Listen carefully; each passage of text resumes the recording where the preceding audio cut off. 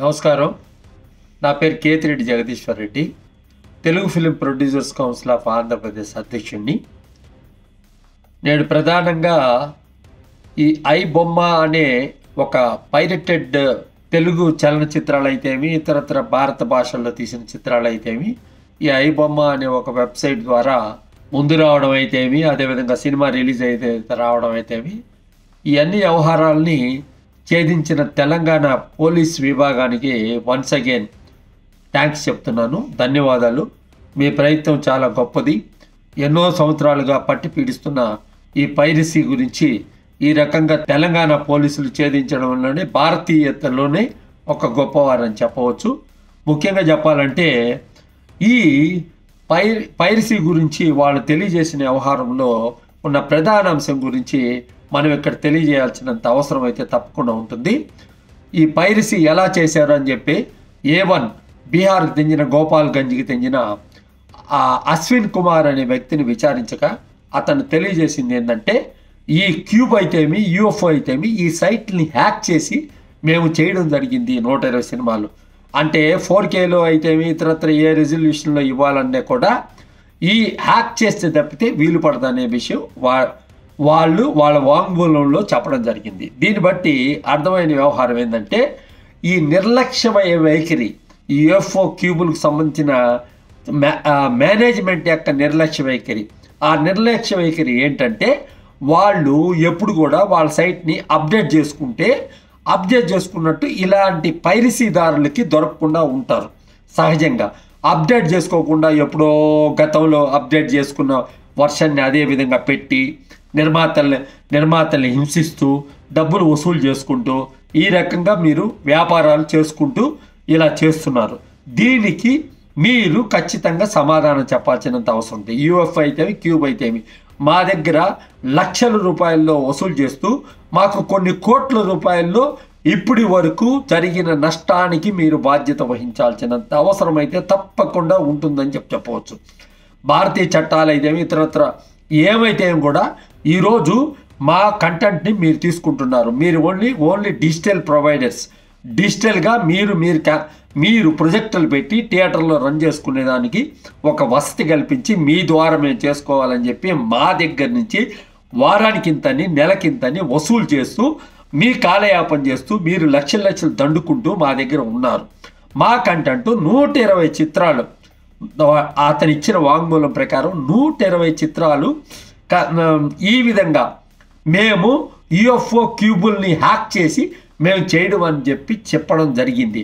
మిగతాది వచ్చి మేము థియేటర్లలో షూట్ చేసిన కెమెరా ద్వారా మేము షూట్ చేయడం జరిగిందని చెప్పి వాళ్ళు తెలియజేశారు. దాదాపు 400 సినిమాల్లో 120 సినిమాలు ఈ రకంగా హ్యాక్ చేసి చేయడం జరిగింది. అదేవిధంగా పుష్ప 2 అనే సినిమాని నేను వారం ముందే చూశానని చెప్పి అతను వాంగ్మూలం వేయడం జరిగిందంటే దీనికి మీరు సమాధానం చెప్పవలసినంత అవసరం తప్పకుండా ఉంటుంది. UFO క్యూబులు కేవలం నిర్మాతలను హింసించి డబ్బు వసూలు చేసుకోవడం కాదు, అప్డేట్ వర్షన్ మీరు ఎందుకు చేయలేదు, దీనికి మీరు నష్టపరిహారం నిర్మాతలకు చెల్లించాల్సినంత అవసరం తప్పకుండా ఉంటుంది. ఎందుకంటే ఒక్క తెలుగు చలనచిత్ర పరిశ్రమే కాదు, తమిళ చలనచిత్ర పరిశ్రమ అయితేమి, అదేవిధంగా కన్నడ అయితేమి, సో మెనీ ఫిలిమ్స్ 400 సినిమాల్లో అన్ని భారతీయ భాషల్లో తీసిన అన్ని సినిమాలు పైరటెడ్ చేయడం జరిగిందని అతనే చెప్పాడు. కాబట్టి A1కు ఉన్న అతనైతేమి, తమిళనాడుకి చెందిన వ్యక్తులైతేమి, అదేవిధంగా తమిళనాడుకి చెందిన వాళ్ళు 2 ఉన్నారు, అదేవిధంగా ఆంధ్రప్రదేశ్కి చెందిన అమలాపురం చెందిన ఒక వ్యక్తి ఉన్నారు. వాళ్ళందరూ ఇచ్చిన వాగ్మూలం ప్రకారం ఏంటంటే, వచ్చి వాళ్ళు థియేటర్లో షూట్ చేశారు. కొంతమంది తమిళ వాళ్ళు అయితేమి, వాళ్ళైతేమి, ఇతనైతే బీహార్కి చెందిన వ్యక్తి అయితేమి ఖచ్చితంగా నేను ఆ సైట్లని హ్యాక్ చేసి చేయడం జరిగిందన్నాడు. ఇదే విషయాన్ని CP ఆనంద్ గారు అయితేమి, అదేవిధంగా సైబర్ సెక్యూరిటీకి సంబంధించిన సైబర్ సెల్కి సంబంధించిన ఇన్స్పెక్టర్ అయితేమి దాన్ని నిర్ధారించడం జరిగింది. తప్పకుండా ఏంటంటే, ఏ రకంగా నిర్మాతలు ఎంతో కష్టపడి సినిమాలు తీసి ప్రజలకి ఎంతో జనరంజకంగా ఉండాలని కోరుకునే నిర్మాతలకి ఇది ఒక చంపపెట్టులాగా చెప్పవచ్చు. మీరు మీ బాధ్యతలను నిర్వర్తించాల్సిన అవసరం లేదా? తప్పకుండా ఉంటుంది.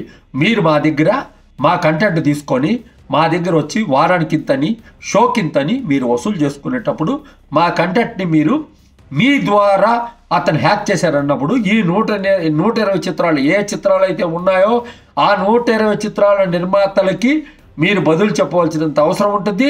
అవసరమైతే నష్టపరిహారం కూడా చెల్లించాల్సినంత అవసరం ఉంటుంది. కేవలం ఊరికి మూలపడిలాగా అది ఇది అని చెప్పి అన్ని సంస్థల్ని ఇది చేసి అంతా ఒకే సంస్థగా ఏర్పాటు చేసి చేసుకున్న వ్యవస్థ, మోనోపలి వ్యవస్థ ఉంది. కాబట్టి మీరు చలనచిత్ర రంగంలో మీరు ఒక్కొక్క రాష్ట్రంలో ఒక్కొక్క రకంగా యూఎఫ్ అయితే క్యూబ్ అయితే ఎంత చేరేసి ఒక్కో రాష్ట్రంలో ఒక్కో రకంగా మీరు నిర్వర్తిస్తున్నారు. కాబట్టి భారతీయ చలనచిత్ర రంగంలో మీ యొక్క పాత్ర ఎక్కువైపోయింది. కాబట్టి ఈరోజు జరిగిన ఈ తప్పుకి వన్స్ అగైన్ తెలంగాణ పోలీస్ విభాగానికి నేను సెల్యూట్ చేస్తూ, వారందరూ కూడా ఇలాంటి వ్యవహారాన్ని ముందుకు తెచ్చారు. కాబట్టి యూఎఫ్ఓ క్యూబుల మీద కూడా వాళ్ళు చేసిన నిర్లక్ష్య వైఖరికి వాళ్ళపైన కేసు నమోదు చేయాల్సిందిగా నేను కోరుతున్నాను. తప్పకుండా ఆ నిర్మాతలకి ఏ 120 సినిమాలు అయితే మీరు చెప్తున్నారో ఆ 120 సినిమాల నిర్మాతలకు అందరికి కూడా ఈ యూఎఫ్ఓ క్యూబ్ అనేది ఎన్ని రోజులు దండుకున్న డబ్బు మొత్తం కూడా చెల్లించాల్సినంత అవసరం ఉంది. తప్పకుండా ఆ దిశగా మేము అడిగేస్తాం. అవసరమైతే ఏ ఉద్యమానికైనా కూడా మేము ముందు ఉంటామని చెప్పి తెలియజేయటంలో ఎటువంటి సందేహం లేదని నేను తెలియజేస్తున్నాను. తప్పకుండా ఆ దిశగా నిర్మాతలందరూ కూడా అడుగులేయాలని, మన కంటెంట్ తీసుకొని మనతో వ్యాపారం చేసుకొని మనల్ని ఈరోజు నడి రోడ్డులో నిలబెట్టి మన యొక్క ఆదాయానికి గండి కొట్టిన ఈ యూఎఫ్ అయితే క్యూబ్ అయితే యాజమాన్యం పైన ప్రత్యక్ష పోరాటం మనం చెయ్యాలని చెప్పేసి నేను కోరుకుంటున్నాను.